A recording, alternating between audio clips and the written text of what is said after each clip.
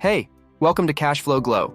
Today we're going over 9 common money mistakes that could be holding you back and how to fix them starting right now. Stick around until the end for a bonus tip that can save you years of stress. Let's jump in. Mistake 1. Relying on just one source of income. For years, I thought having a steady job meant I was safe. Regular paycheck, health benefits, promotions, it felt secure. But all that changed the moment I was let go. Suddenly, I realized what I thought was security was actually a single point of failure. One income stream is not protection. It's vulnerability. The solution? Start building more streams, even if it's just one small one at first.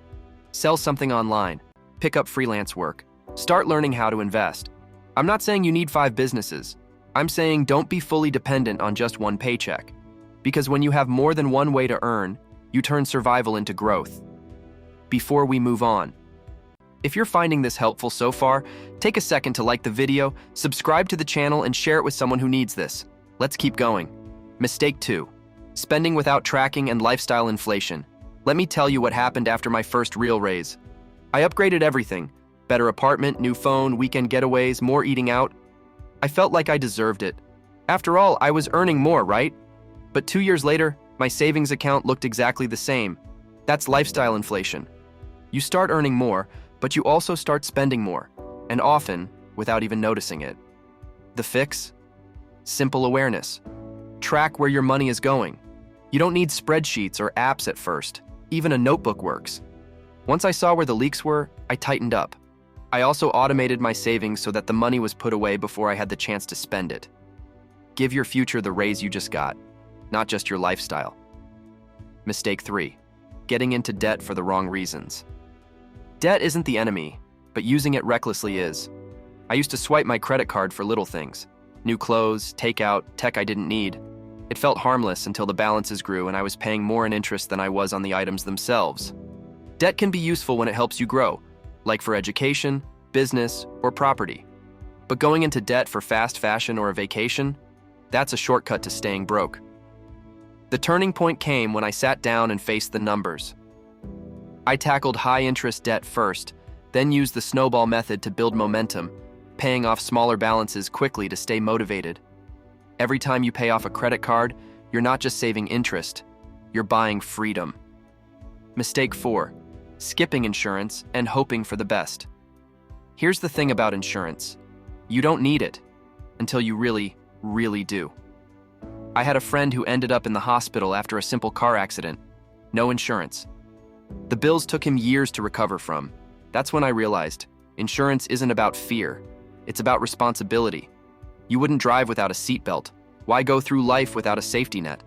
Health insurance, life insurance, renters, or even disability coverage, they all exist to protect your future from unexpected chaos.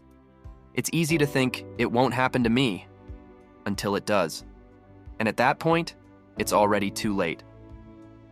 Mistake 5. Ignoring financial education. You know what's crazy? We spend over a decade learning algebra and Shakespeare, but no one teaches us how to budget, invest, or build wealth. I used to think just saving money was enough, but savings don't grow, not in a way that builds wealth.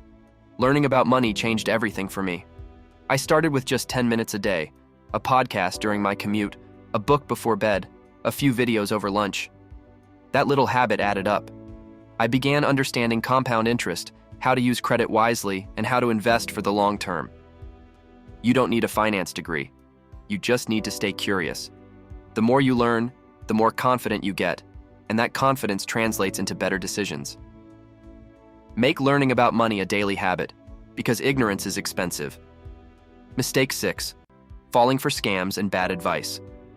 I've seen people throw their savings into can't-miss investments. Crypto coins they barely understood, high-yield programs that were clearly shady. And I get it. When you're struggling financially, the promise of a shortcut is tempting. I nearly fell for one myself, a scheme that promised huge returns with zero risk. Something told me to pause, so I did my research. And good thing, it was a scam. But scams aren't just flashy websites. They also come as bad advice from people who mean well but aren't qualified. Just because someone's older or confident doesn't mean their advice is solid. If someone's not living the results you want, don't take financial directions from them. Stick to slow, proven paths, like index funds, long-term investing, building real skills, and real businesses. Shortcuts often lead to dead ends. Mistake 7. Sacrificing health for hustle. I used to think sleep was optional, that I could outwork my competition by burning the candle at both ends. But what I really did was burn out. Constant fatigue, brain fog, even a hospital visit. And here's the thing. All the money I made from the grind, I spent fixing the damage I did to my body. Your energy is your most valuable asset. Sleep, eat real food, move your body, and rest when you need to. Because burnout doesn't make you productive, it makes you replaceable. Real success isn't built on exhaustion. It's built on clarity, focus, and stamina, all of which come from taking care of yourself. Mistake 8. Keeping all your money in the bank. I used to think that saving money meant I was doing things right. I had a growing balance and felt proud of it. Then I did the math. My bank was giving me 0.25% interest. Inflation was rising at 5% or more. So in reality, my money wasn't growing. It was shrinking. That's when I learned the power of investing. You don't have to be a stock market genius. Just start simple. Index funds, mutual funds, real estate, even micro-investing apps. The sooner you start, the longer compound interest works in your favor. And don't wait for a large amount to get started. Even $50 a month is better than waiting for the right time.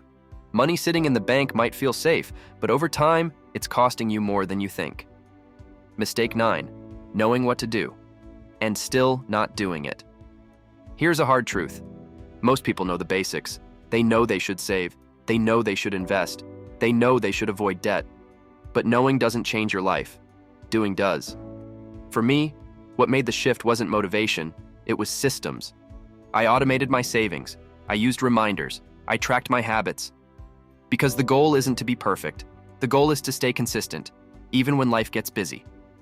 Start with one small step today. Not next week, not next year. Today. Action beats knowledge, every single time. Bonus tip. Align your money mindset with your partner. This one can quietly ruin your progress if you ignore it. Money can either build your relationship or break it. I've seen couples thrive financially when they work as a team, and I've seen others fall apart because they never talked about money. It's not just about how much you earn, it's about whether you're aligned. Do you both agree on saving, spending, investing? Do you have shared goals or silent battles? Talk early, talk often. Set plans together. Because when you're aligned financially, you're not pulling against each other. You're pulling in the same direction. And that can multiply your results in every area of life. Before we wrap up, if this video gave you any insight or motivation, do me a favor, like, subscribe, and share it with someone else who's ready to level up their money game. This kind of information changes lives, but only if people hear it. Final thoughts. Let's bring it all together. Don't rely on one income. Track your spending. Use debt wisely. Protect yourself with insurance. Invest in financial education. Avoid scams and shortcuts. Prioritize your health. Invest your money. And most importantly, take action. You don't have to fix everything overnight, but you do have to start. This has been Cashflow Glow. Thanks for watching, and I'll see you in the next one.